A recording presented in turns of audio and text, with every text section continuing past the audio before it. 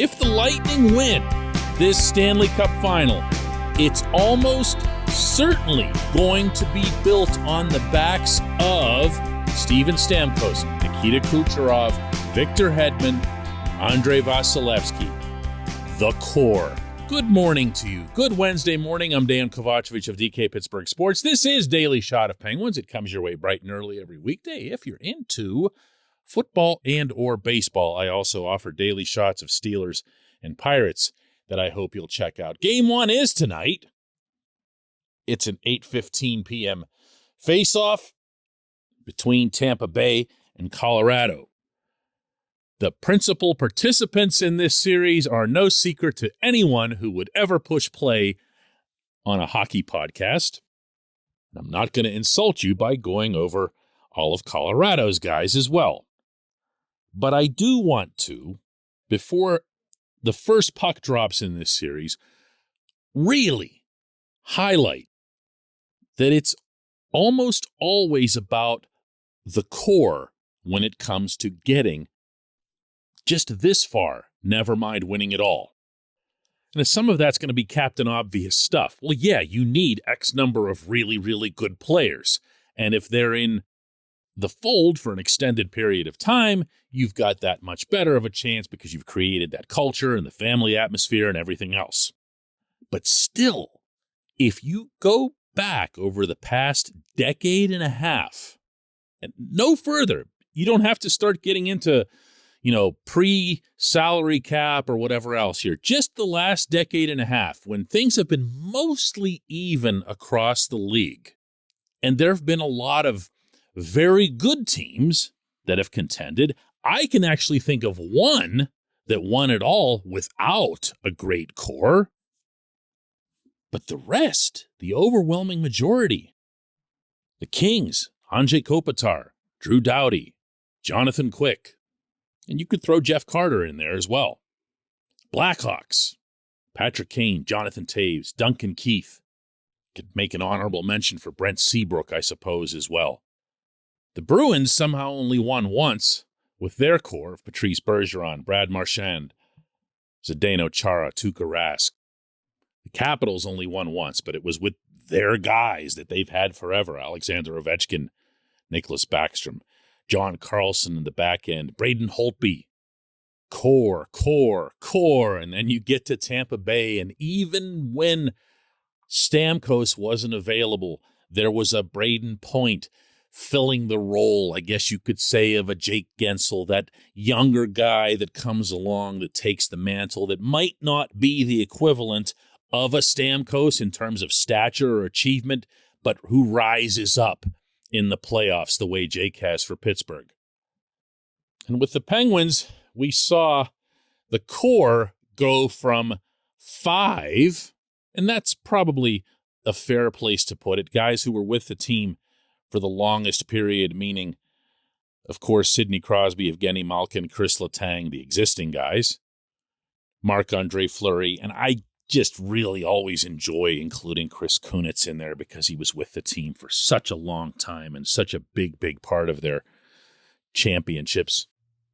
But that's the foundation of how this got done. That's the hard part. That's the separator between these teams that win it all and the other ones where you just say, yeah, they had all the chemistry and camaraderie and we really like the makeup of this team and whatever else here. The only one, and I don't mean this as a knock in any way, the only one that I'd put outside the core category that I can think of in recent Cup history would be the Blues. The Blues had Ryan O'Reilly playing kind of way over his head. They got some big goals out of Vladimir Tarasenko, but, they had a couple of younger guys, a couple of older guys on the blue line, but nobody that you would identify as some sort of core piece back there. And Jordan Binnington came out of nowhere, basically, to be their goaltender. The Blues are the only exception here.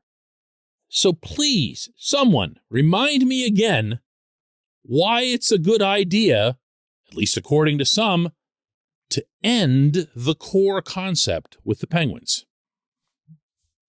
This portion of Daily Shot of Penguins is brought to you by the good people at the Greater Pittsburgh Community Food Bank, where they're committed to providing food for all of our neighbors in need across Western Pennsylvania.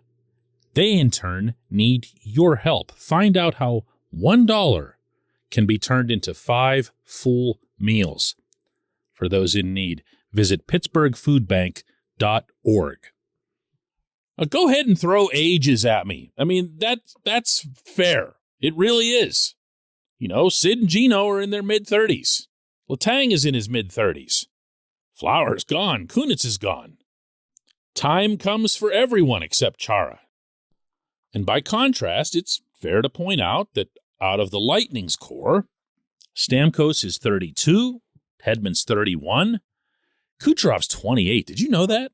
I always thought of him as being a good bit older. Look that up. I saw 28. Wow, man. And maybe, if you want to further that argument, this will be the Lightning's last chance with this group. Stamkos, in particular, has had his share of major injuries in his career. He's been not just fortunate, but also very much an outlier within his own career to have stayed healthy this year and into these playoffs. But then again, maybe it isn't, because Vasilevsky isn't old. These other guys can still play. They can still sustain the culture, the experience, the wisdom that went into the other championships. And in the meantime, they can groom other Braden Points to come along. And then there's also this to consider. Out of all those cores I just listed for you, and this is spoken with immense respect for all of them and all that they've accomplished, none of them compares generationally to Sid, Gino, and Letang. That's not a homer call. Go through every one of them that I just mentioned and tell me which one is better. Is it the Lightning just because they've won back-to-back cups as the Penguins did and they have now arrived at a third in a row? Well, not necessarily, because that's not the discussion that's being had here. Is Stamkos a better overall player over the course of his career than Crosby? Of course not. Hedman better than Letang? Yep, that's fair. Kucherov better than Malkin? No. The Penguins have the best core of the past 20 years in hockey. And as such, they deserve not only the recognition and respect that comes with that, but also, I feel very strongly, the right to continue to proceed onward. Why? I'll make this simple. Throw all the sap and sentiment right out of the equation and just ask yourself, can they still play? Is Malkin still a point-a-game player in the NHL? Yeah, he is. That's not an opinion. Is Letang currently playing the best hockey of his life? Yes, he is. That is an opinion, but it's got an awful lot of backing. Is Sid still a point-a-game player who's more proficient at the 200-foot game than he's ever been in his life? Well, yeah, that too. You want to discard this? You people who want to discard this? Why? Why? Because of results that are mostly related to goaltending over the past couple of playoffs? Seems kind of misguided, right? When we come back, J1Q.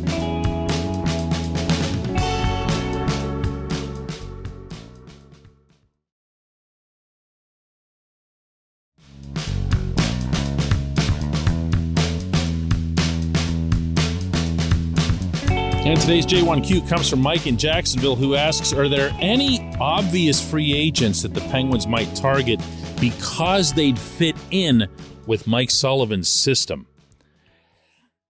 I love this question only because it allows me to discuss openly and frankly the potential return of Zach Aston Reese.